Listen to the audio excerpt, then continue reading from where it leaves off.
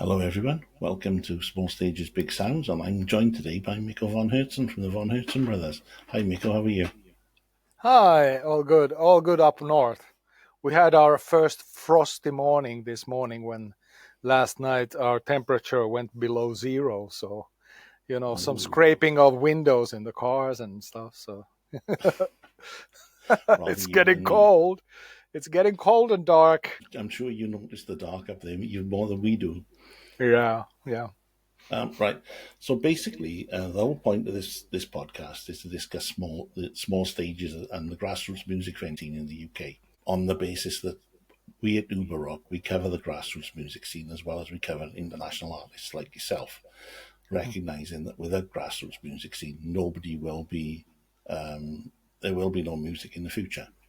Right. So we're trying to promote that. And our main ethos is looking at sort of smaller bands as well as just people like yourself. Hmm. The Music Venue Trust, they turned around and they created a report that said that grassroots music venues are closing at a rate of about one a week, and that Right. international artists are not they're not touring as much as they used to in the 90s. It's gone down by about 50%. And I'm Hmm. sure you've noticed that from your perspective. You don't do Yes. as many gigs as you used to do in Yes. the 90s. And a lot of that is due to the rising costs of touring. Hmm. So they're trying to get larger artists to contribute to a fund to support the grassroots music scene, which is great. There are Hmm. people like Enter Shikari for one band and Sam Fender. They're contributing money from their tours to the Music Venue Trust to support music venues. And the biggest one that's come about recently is Coldplay have announced that 10% of their ticket sales are going to the Music Venue Trust to support the grassroots music venue scene. Hmm. With My their thought, sales, that's a good chunk of money, I hope. yeah, Yeah. Yeah. that's £3 or £4, I'm sure. I'm sure you've got a similar problem in Finland with the grassroots music venue scene.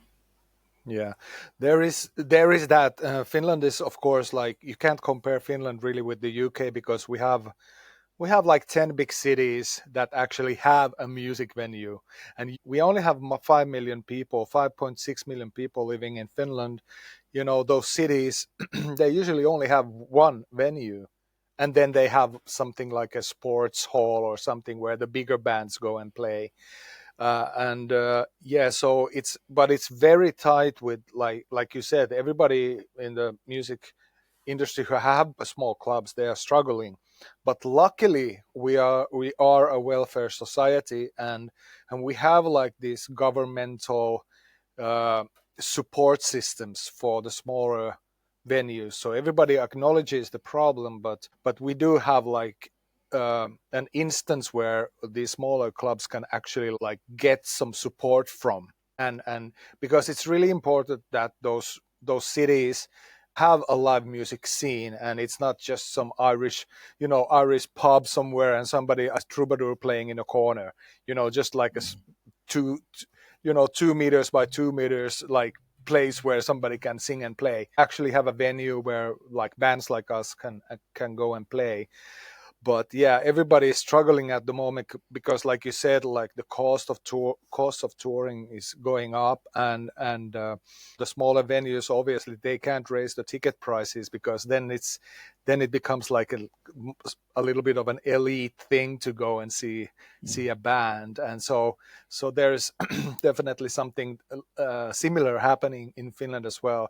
Maybe not uh, in the extent that you guys have in the UK at the moment.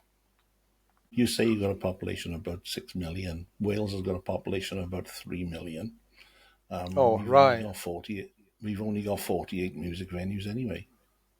Okay, well, we might have, I would say, like, approximately 20 venues.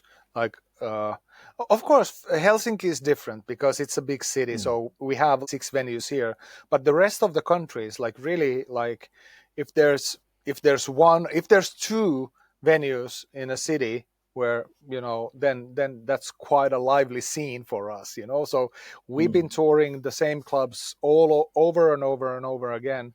uh, and getting to the next step, which would be then playing like these bigger halls or concert halls or something like that, it is very difficult for smaller bands to do that step, to get to that point that they can actually take the risk of like booking something like that. And yeah, obviously, the the artists that can really make a good living and and play those kind of bigger arenas are getting less and less, and the main cause is that, like you said, that where's the future of our music, where do you grow from if you don't have any soil where you sprout from, and the smaller Yeah, venues are just that. exactly. If you want to get to the top of the tree, you've got to have roots to get there. Exactly, yeah. It's true. It's Like I something said, we should address. it's nice to know that it's not just a UK thing. Then it's going to be a worldwide thing. I know you've toured over here for several years now. Do you remember the first gig you played in the UK, and where was it? I do remember we played in the Jazz Cafe in Soho in London, and it was 2011 that we came over. The first three albums, we really didn't think that we had like an international career ahead of us. We were just like, writing songs in English because that's what we listened to.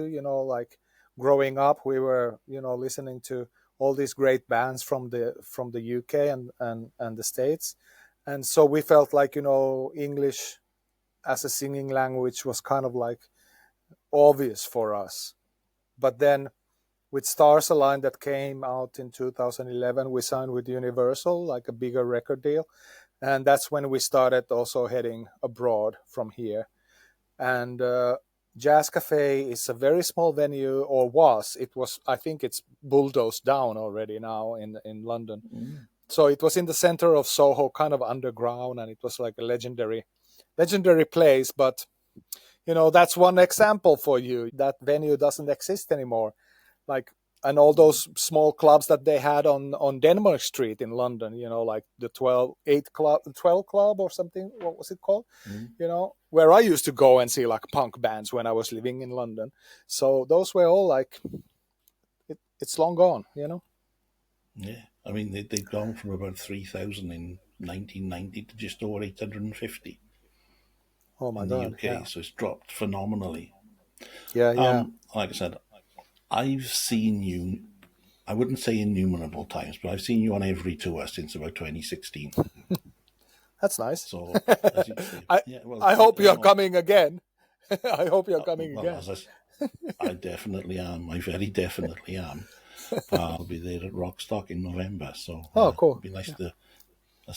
I did speak to you the last time as well, but like I said, I've seen you on big stages and I've seen you on small stages.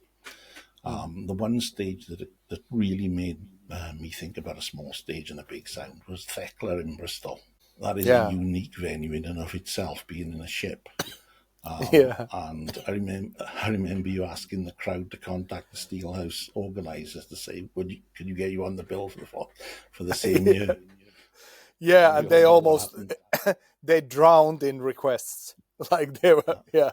It was funny because Mikey, who is booking Steelhouse, he sent the message to Julia, stop. I don't want to hear about this. Okay, I'll book them.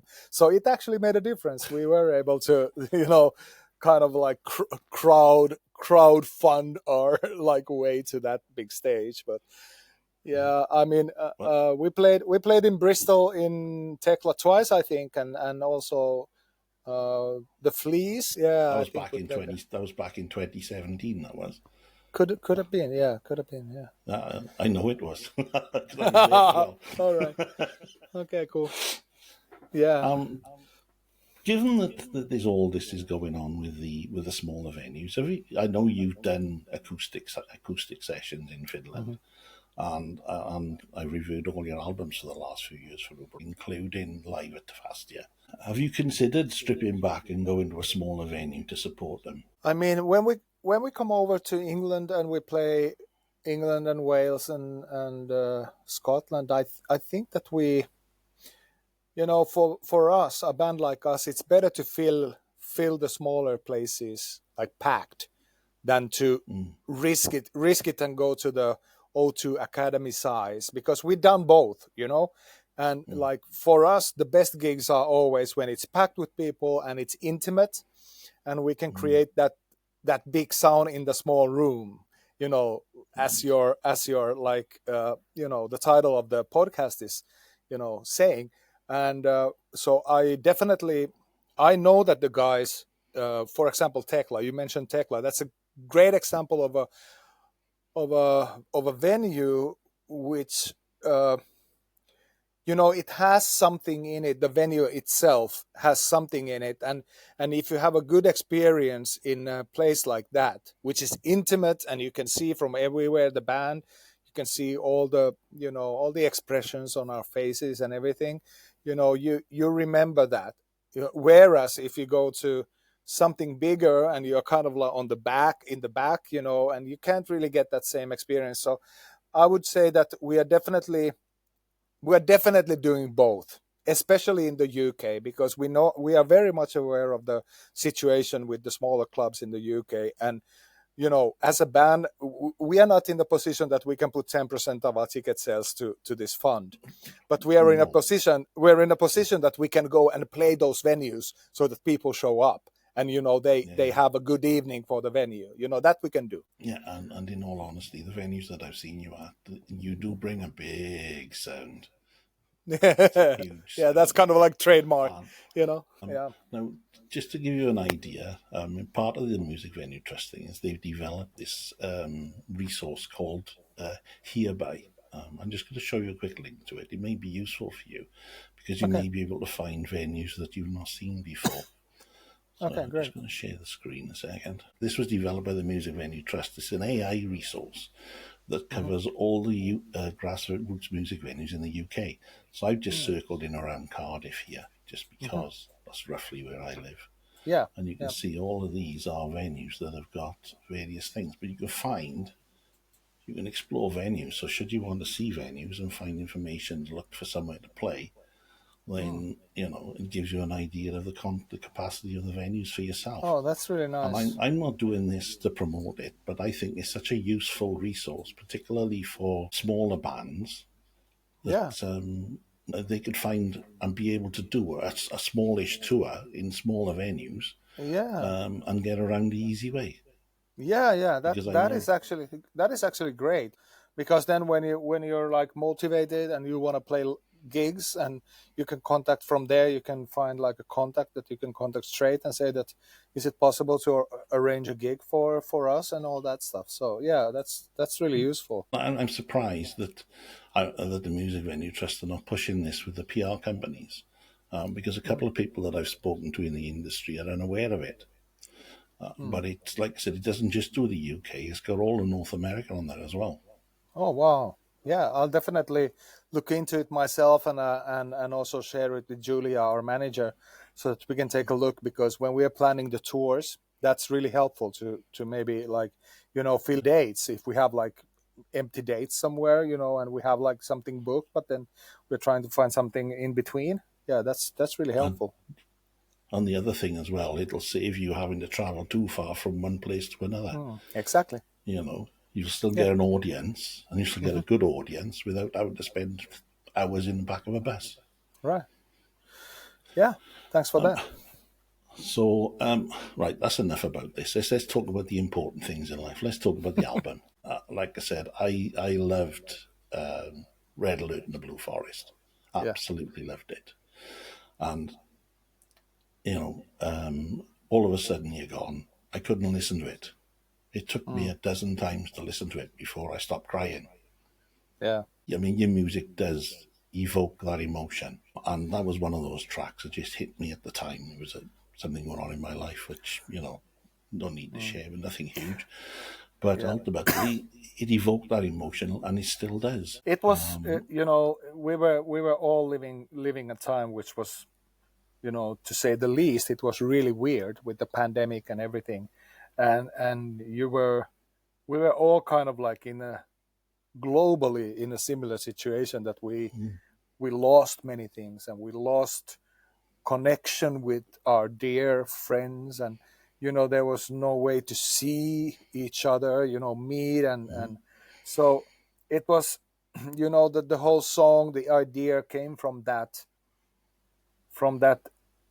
absolutely horrific like situation when you're reading all the news about people who were not able to visit their parents who were hospitalized, and so it was just so rough in so many ways. And then in life you never know when you're going to lose somebody, and that's how the song came about. And even if you're prepared, it always, if you lose somebody like that, it always is a shock, right? So Yeah. yeah. Yeah. Well, I've worked in healthcare all my life, so I know the other Yeah. side of it. But Right. I've Right. also lost important people to it as well. Yeah. Anyway, that's enough about All of a Sudden. I mean, I've read that you said the latest album was time to let go, Hmm. and really kick loose and crack on and do something Hmm. really upbeat. Artists like us, it's everything, the life is like go the life is kind of like goes in circles, like the emotions, and you know what happens around you has a tendency to reflect on the art when you're kind of open to things. War is Over was very much about the refugee crisis, back in the whole Europe was kind of like, not prepared to deal with the war situation, and people coming from different countries, and we were just like, that was a shock. And then the pandemic, that was red alert in the Blue Forest, and now we felt like, okay, we've been in the depths quite a bit, so let's try to concentrate on the good things, and like step out in the sunlight a little bit, in a way. So we try to emphasize that, even though we are living in a very difficult time with, I'm in Finland, and we have a long border with Russia, and Russia is you know waging war, and so it's not easy for us here. But yeah, it Yeah, I was can it just imagine. felt like letting loose and trying to find happiness in the situation that we're in. I mean, you released Starlings as the first single, and it absolutely blew my mind. It's a fabulous single, absolutely fabulous single. And the whole ethos of the title of the album as well, it gives me that impression as that way the music swings and ebbs and flows and speeds up and slows down. It's perfectly titled In Murmuration. Yeah, I'm really happy that you picked on that, because it's with the music, and when we have the Von Hertzen Brothers is very much of like a visual band, so it's we always try to kind of like find musical ways of expressing the visual, so many of our songs have a very visual element to it, and the reason why Starlings is a very fast song is that when you look at the Murmuration, their movements, the Starling movements, are very fast, but they're also very smooth, so there's a little bit of a flow there, but it's really fast, and it's moving continuously, and it's making shapes that you wouldn't expect, you know so that was like, when we were writing the song, we wanted to kind of like visualize that in the song, if you know what I mean. Yeah, Yeah. yeah, no, it definitely does. And I noticed you had a couple of personnel changes in the band. Yes, yes. Our Swedish keyboard player decided that it was time to find something else. Find some other musical projects. So, but we were very lucky that we already had somebody kind of like in mind. Because Markus, who is now playing the keyboards and the woodwinds and the sax and everything, all the flutes and stuff, he was already very familiar with the band, and he played on Peace Patrol on the last album, and he's been touring with us when we've done like acoustic stuff. So yeah, so he's now a full You've member done of the it. band. You've done it now. That saxophone solo on Peace Patrol just blew my mind. It's I know, probably when we one of got the that track. it's probably Yeah, one of the just go ahead. best that I've heard since, I don't know, Jerry Rafferty's Baker Street and Hazel O'Connor's Yeah. Will You. It is absolutely incredible. It is, and I mean, we were laughing when we sent the song to him, and we said that this is your spot, and could you please send us your solo and try something out, and he sent us that, and when we got that, we were just laughing. It was so, and when you hear something like that for the first time, you just know, and you just like have goosebumps, and you just go, like, oh my god, this is exactly what we were after. And yeah, he I really mean, delivered, yeah.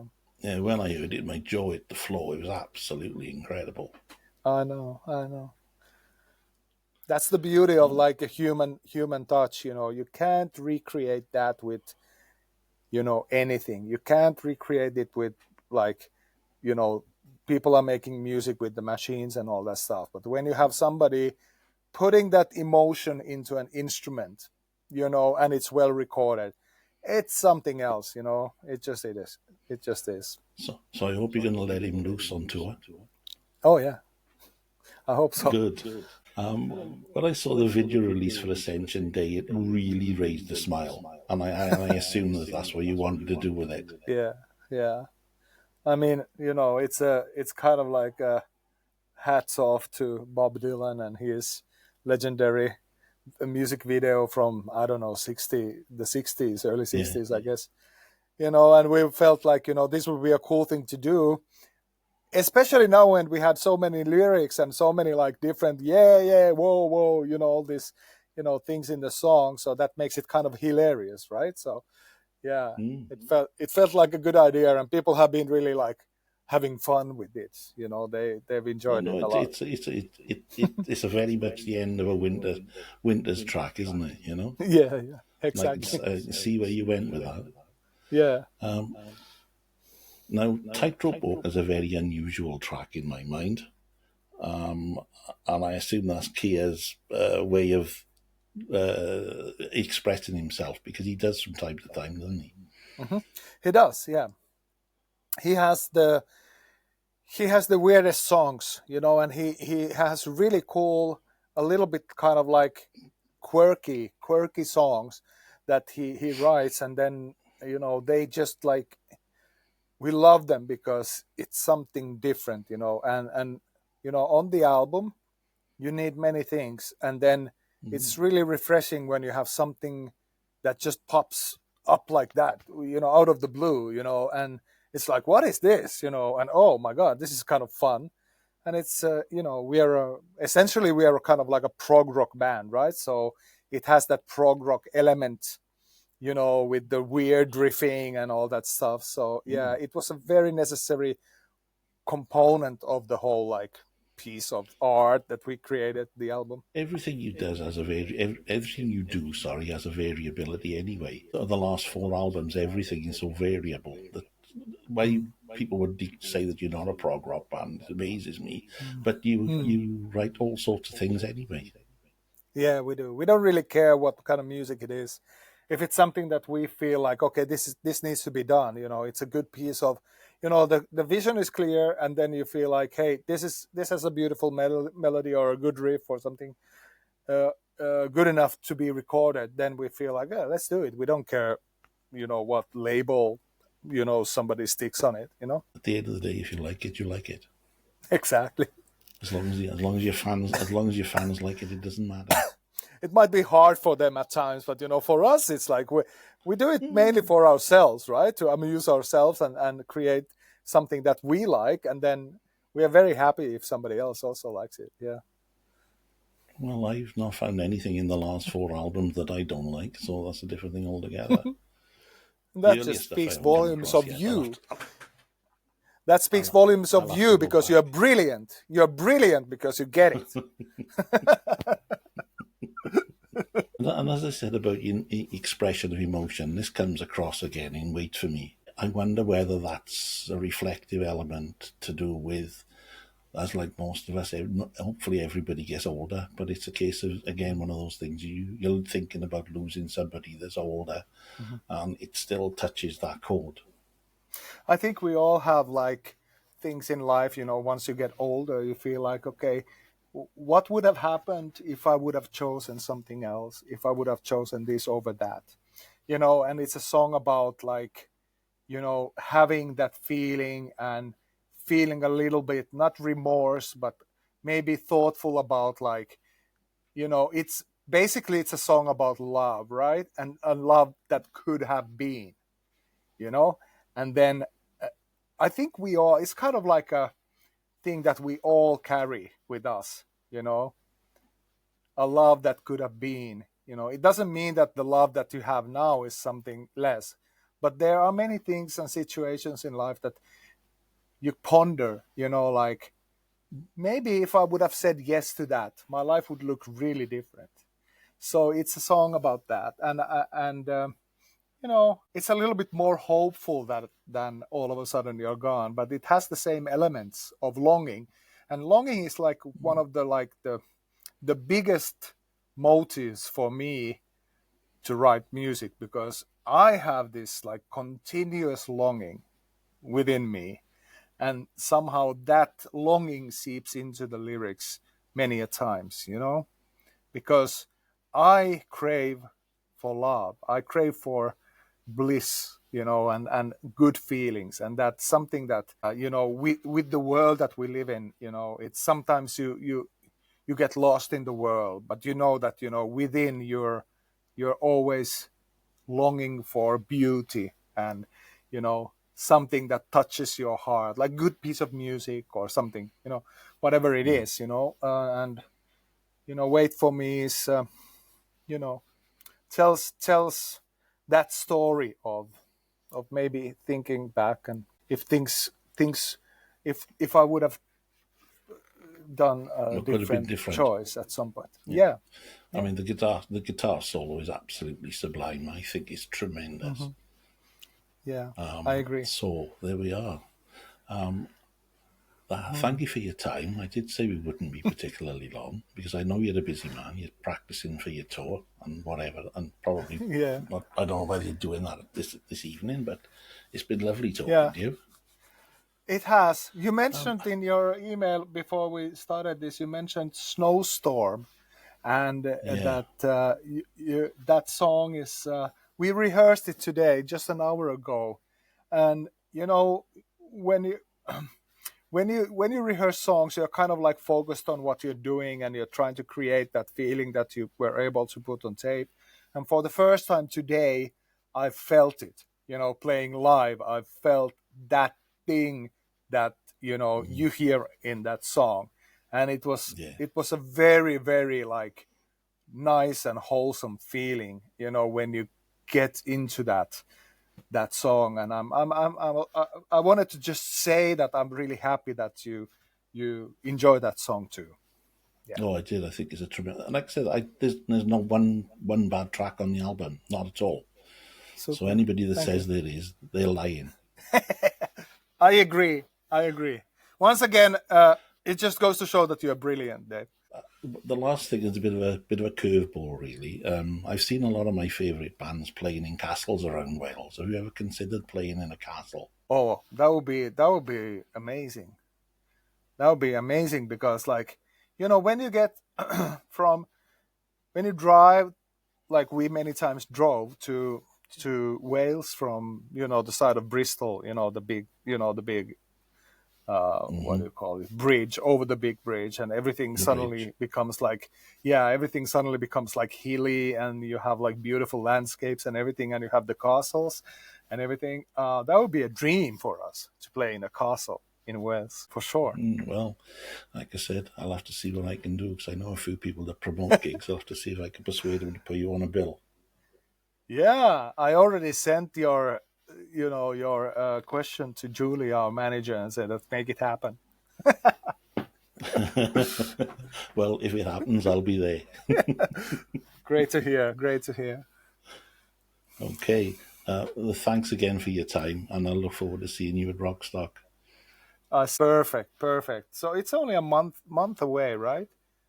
Yeah, Yeah, it's end of only a month November. away. Yeah, yeah. Come and say And hi you've when you see me there. got Scotland and Buckley before that, haven't you? Yeah, yeah. Here we are. Yeah, Yeah. I'm hoping that we could do like in 2025. We could be there a little bit more again. Over there. in Wales too. So fingers Well, crossed. as I said, Fingers crossed. wherever you are, if it's in the area, I'll be there. Thank you so much. God willing and a fair wind. Thanks so much for your support. Thanks for your time. Yeah, Thanks for your time, Mikko. You take yeah, care. no problem. Good luck. You take care. Take Good care. luck. Bye. Thank you.